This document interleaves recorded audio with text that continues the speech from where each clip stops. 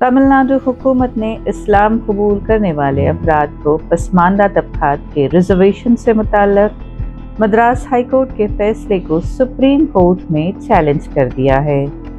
रियासती हुकूमत ने 6 जुलाई को एक स्पेशल लीव पिटीशन दायर करते हुए मौक़िफ़ इख्तियार किया कि हाई कोर्ट के फैसले पर दोबारा गौर किया जाना चाहिए। मद्रास हाई कोर्ट ने मार्च 2024 में तमिलनाडु हुकूमत के एक सरकारी हुक्मनामे को मनसूख कर दिया।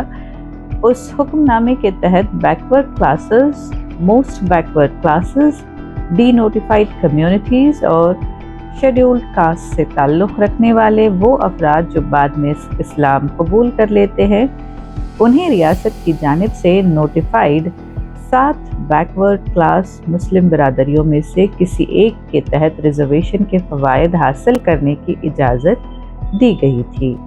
लेकिन मद्रास हाई कोर्ट ने अपने फैसले में कहा कि सिर्फ इस्लाम कबूल कर लेने से कोई शख्स खुद ब खुद नोटिफाइड बैकवर्ड क्लास मुस्लिम बिरादरी का रुकन नहीं बन जाता।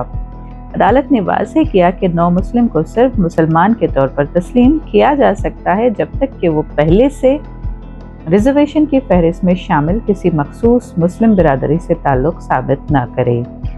हाई कोर्ट ने यह भी करार दिया कि रियासती हुकूमत का हुक्म सुप्रीम कोर्ट और मद्रास हाई कोर्ट के साबिक़ा फैसलों से मुताबिकत नहीं रखता, इसलिए इसे बरकरार नहीं रखा जा सकता। इस मुकदमे की बुनियाद समीर अहमद का केस है, जिन्होंने 2015 में हिंदू मजहब छोड़कर इस्लाम कबूल कर लिया था। उन्होंने मुस्लिम लब्बाई बरादरी का कम्युनिटी सर्टिफिकेट हासिल करने के लिए दरख्वास्त दी, लेकिन तहसीलदार ने इसे मुस्तरद कर दिया। इसके बाद उन्होंने मद्रास हाई कोर्ट से रुजू किया, जहां से मज़कूरा फैसला सामने आया। अब तमिलनाडु हुकूमत ने सुप्रीम कोर्ट से मुतालबा किया है कि हाई कोर्ट के फैसले पर नज़रसानी की जाए।